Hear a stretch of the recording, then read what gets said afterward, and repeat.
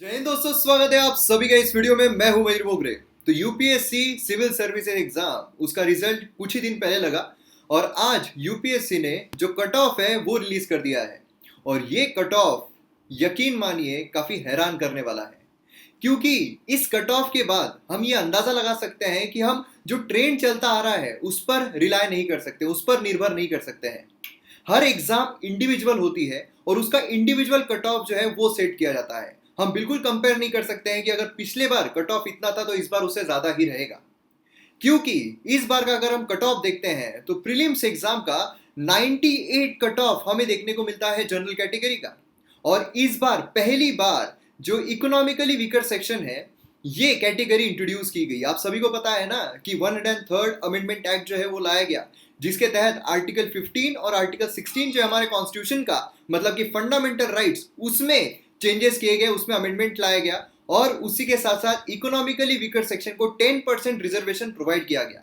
तो यहाँ पर हमें इकोनॉमिकली वीकर सेक्शन पहली बार ये कैटेगरी देखने को मिलती है। और इसका अगर हम कट ऑफ देखते हैं तो ये जनरल कैटेगरी से कम रहा था, क्योंकि काफी इस तरीके की भी चर्चाएं चल रही थी कि हो सकता है कि सिर्फ 10% जो है वो इकोनॉमिकली वीकर सेक्शन को कट ऑफ दिया गया है। तो ऐसा भी हो सकता है इसका जो कट ऑफ है वो ज्यादा रहे जनरल कैटेगरी से, लेकिन ऐसा नहीं हुआ है। यहाँ पर जो रिजर्वेशन प्रोवाइड किया गया है तो 90 यहाँ पर हमें मार्क्स जो है वो देखने को मिलते हैं। अब ये जो आपको मार्क्स नजर आ रहे हैं ये 200 में से है, क्योंकि दो पेपर होते हैं, एक तो होता है जीएस का और दूसरा होता है सी सैट का।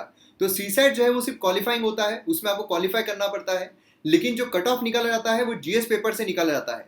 मतलब 200 में से आपको कितने मार्क्स मिल रहे हैं उस पर निर्भर करेगा आप कट ऑफ क्लियर कर रहे हो या नहीं कर रहे हो। तो यहाँ पर जनरल कैटेगरी का 98 मार्क्स हमें देखने को मिलता है। मतलब 200 में से आपको सिर्फ 98 मार्क्स चाहिए थे, तब जाकर आप कट ऑफ जो है वो क्लियर कर पा रहे थे। उसी के साथ ओबीसी अगर हम देखते हैं तो इकोनॉमिकली वीकर सेक्शन से ज्यादा हमें जो ओबीसी का जो कट ऑफ है वो देखने को मिल रहा था, तो यहाँ पर 95.34 देखने को मिल रहा है। एससी का अगर हम देखें तो ज्यादा दूर नहीं है, 82 देखने को मिल रहा है। एसटी अगर हम देखें तो 77.34, और इस तरीके से यहाँ पर हमें बाकी के जो कट ऑफ है वो देखने को मिल रहे हैं। अब जब हम मेंस की बात करते हैं, क्योंकि जब आप ये कट ऑफ क्लियर कर लेते हो तो यहाँ पर अगर आप जनरल कैटेगरी से बिलोंग करते हो, अगर आप 98 से ऊपर कर लिए हैं तो बट ऑब्वियस है कि आप यहाँ पर प्रीलिम्स जो है वो क्लियर कर ले रहे हो। अब यहाँ पर आप जब प्रीलिम्स क्लियर कर रहे हो तो आपको मेंस एग्जाम देना पड़ता है, और मेंस का यहाँ पर कट ऑफ अगर हम देखें तो वो हमें देखने को मिलता है 751। जी हाँ, 751। अगर हम पिछले बार से कंपेयर करते हैं तो हमें देखने को मिलता है कि 2018 का 774 हमें कट ऑफ जो है वो देखने को मिल रहा था। 774 कट ऑफ देखने को मिल रहा था। मतलब क्या है, मतलब इस बार का जो मेंस का कट ऑफ गया है पिछले बार के कंपैरिजन कम गया है। तो जैसा मैंने आपको कहा है कि इंडिविजुअल हर एग्जाम पे तय होता है कि आपका कट ऑफ जो है कैसा रहेगा। वो काफी चीजों पर निर्भर होता है कि जो बच्चे हैं वो कितने बैठ रहे हैं एग्जाम के लिए, उसी के साथ साथ जो पेपर है वो कितना टफ निकल रहा है, जो चेकिंग हो रही है वो कितनी टफ हो रही है। तो काफी सारे फैक्टर्स पर डिपेंड करता है। इसीलिए हम ये बिल्कुल नहीं कह सकते अगर पिछले बार इतना था तो इससे ज्यादा ही जाएगा, क्योंकि लास्ट 2 साल से हमने देखा हुआ है जो प्रीलिम्स है 116 पर कट ऑफ चला गया था और उसके बाद सीधा 100 के अंदर आ चुका है। तो इससे हम ये पता लगा सकते हैं कि जो कट ऑफ है बिल्कुल भी पिछले साल के कंपैरिजन में खड़ा नहीं रह सकता है, वो इंडिविजुअल एग्जाम पर ही निर्भर करता है। तो यहाँ पर 751 इस बार का हमें देखने को मिलता है। बाकी कैटेगरीज का आप देख सकते हो। यहाँ पर आप देखिए ओबीसी जो है इसका ज्यादा फर्क नहीं है, लेकिन अगर इकोनॉमिकली वीकर सेक्शन देखें तो इसका ज्यादा बेनिफिट हमें देखने को मिल रहा है। और उसी के साथ साथ जब हम यहाँ पर फाइनल लिस्ट देखते हैं, तो फाइनल यहाँ पर 961 हमें देखने को मिलता है।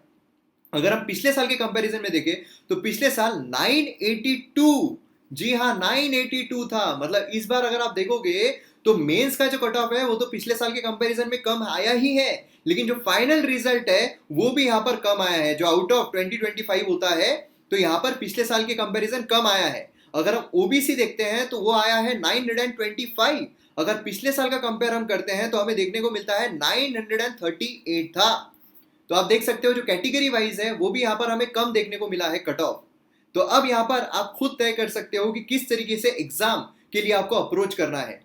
तो अब इस साल जो एग्जाम आने वाली है तो अब यहाँ पर पोस्टपोन कर दी गई है। तो अब पोस्टपोन होने की वजह से क्या हो सकता है, यहाँ पर अगर हम सिनारियो देखें तो पोस्टपोन होने की वजह से क्या हो सकता है। पहली चीज तो यह है कि जो इस साल नहीं दे रहे थे, जो ऐसा सोच रहे थे कि हमारी पूरी प्रिपरेशन नहीं हुई है, लेकिन अब वो भी यहाँ पर अटेम्प्ट करेंगे, क्योंकि उनको यहाँ पर 4 महीने का गैप मिल गया है। तो ये जो 4 महीने उनको मिले हैं तो अब वो ये सोचेंगे कि नहीं मुझे भी एग्जाम देना है। तो हो सकता है कि कंपटीशन जो है ये थोड़ी यहाँ पर टफ हो जाए। लेकिन उसी के साथ साथ ये भी हमें देखने को मिलता है कि जो कंपटीशन भले ही टफ हो जाए, लेकिन उसमें भी जो प्रिपरेशन है उसमें बहुत सारे लोगों का मोरल जो है वो कम हुआ होगा। क्योंकि जब एग्जाम पोस्टपोन हो जाती है तो फिर जिनकी प्रिपरेशन हो गई है, जो ऑलरेडी तैयार है कि मुझे एग्जाम देना है, तो उनका मोरल यहाँ पर डाउन हो जाता है। तो इसीलिए हो सकता है कि सभी जितने की भी यहाँ पर प्रिपरेशन हुई थी वो 100% जो है वो नहीं दे पाए, ऐसा भी हो सकता है। इसीलिए अभी के समय में यहाँ पर करना क्या है, अभी आप जितना जोर हो सके लगा दीजिए। अगर आपके टेस्ट सीरीज में मार्क्स नहीं बन रहे हैं, क्योंकि बहुत सारे लोगों का मोरल जो है वो होता है कम, क्योंकि टेस्ट सीरीज में कम मार्क्स मिलते हैं। इसीलिए अगर आपके टेस्ट सीरीज में कम भी मार्क्स मिल रहे हैं, ये मत सोचिए कि 4 तारीख को एग्जाम होगी या नहीं होगी, ये बाद में देखा जाएगा। होगी तो होगी, नहीं होगी तो नहीं होगी। आप प्रिपरेशन कभी खाली नहीं जाती है, ठीक है। आपका ज्ञान जो है वो आपको दिलाता ही है। तो इसीलिए आप क्या कीजिए, आप पूरा जोर से लग जाइए। टेस्ट सीरीज में कम मिल रहा है कोई फर्क नहीं पड़ता, देखिए कट ऑफ कितना आ रहा है, तो उस टाइम पेपर पर निर्भर करेगा, पेपर टफ आ रहा है या इजी आ रहा है, कितने लोगों को टफ गया है, कितने लोगों को आसान गया है, उस पर निर्भर करेगा।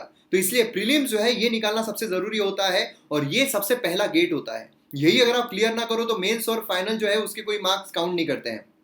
इसीलिए यहाँ पर बहुत जरूरी है कि आप जो प्रीलिम्स है उसके लिए अभी पूरी तरीके से जोर लगा दीजिए, क्योंकि अभी कम टाइम बाकी है, तो पूरा उस पर जोर लगा दीजिए। उसी के साथ साथ जो सीसैट है उसको भी नजरअंदाज मत कीजिए, क्योंकि सीसैट में क्वालिफाइंग मार्क्स चाहिए होते हैं, लेकिन बहुत सारे लोग जो जीएस है वो निकाल लेते हैं, सीसैट में क्वालिफाई नहीं हो पाते हैं। इसीलिए उस पर अच्छी तरीके से ध्यान दीजिए। जो सीसैट है उसकी भी प्रॉब्लम्स आप सॉल्व करके देखिए, पुराने जो पेपर्स होंगे वो सॉल्व करके देखिए, क्योंकि सीसैट ऐसा है कि आप पुराने पेपर सॉल्व करते हो तो कॉन्फिडेंस अपने आप बिल्डअप होता जाता है, आपको पता रहेगा कि इससे से रिलेटेड क्वेश्चंस आएंगे।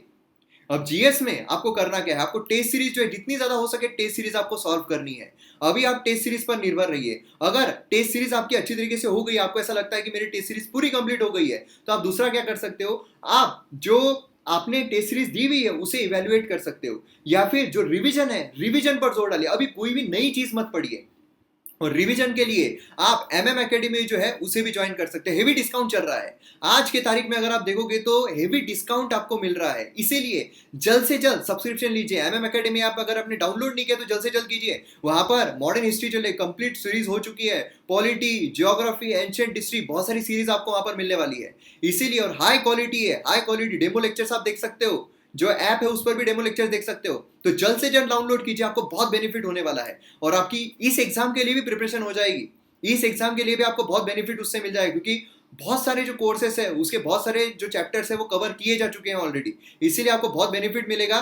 तो आपको करना क्या है, उसमें मॉक टेस्ट जो है वो भी मैं ले रहा हूँ, तो टेस्ट सीरीज भी आपकी उसमें सॉल्व हो रही है, ठीक है। तो इसलिए आपको बहुत बेनिफिट मिलने वाला है। आपको अभी करना क्या है, आपको बस टेस्ट जो है वो आपको एनालाइज करना है। उसी के साथ साथ आप जितना ज्यादा हो सके रिवीजन पर जोर दीजिए, सिर्फ रिवाइज कीजिए। आप कोई नई चीज मत पढ़िए, कोई भी नई चीज की तरफ मत देखिए, देखिए ही मत। मतलब सीधा वो एक मेम होता है ना, वो ऐसा वाला, तो नई कोई भी चीज के लिए ऐसा रखिए, और जो पुरानी चीज है उसके लिए ऐसा रखिए। तो यही चीज अभी आपको करना है, ठीक है। कोई भी पुरानी चीज को हाथ मत लगाइए, जिससे क्या होगा कि अब यहाँ पर जितना भी आपका प्रिपरेशन हो चुका है उसमें आपके मार्क्स नहीं जाने चाहिए। क्योंकि इससे हमें क्या पता चलता है, इससे हमें पता चलता है कि जो आपने किया हुआ है अगर उसके भी मार्क्स आप काउंट कर रहे हो, उस पर भी आप 100% अगर अच्छा मार्क्स स्कोर कर रहे हो तो भी आपका सिलेक्शन हो जाएगा। ज्यादा यहाँ पर नहीं जा रहे हैं, आपको यहाँ पर 120 की तरफ टारगेट नहीं करना है, आपको अब टारगेट करना है 100 के आसपास। 100 के आसपास टारगेट कीजिए।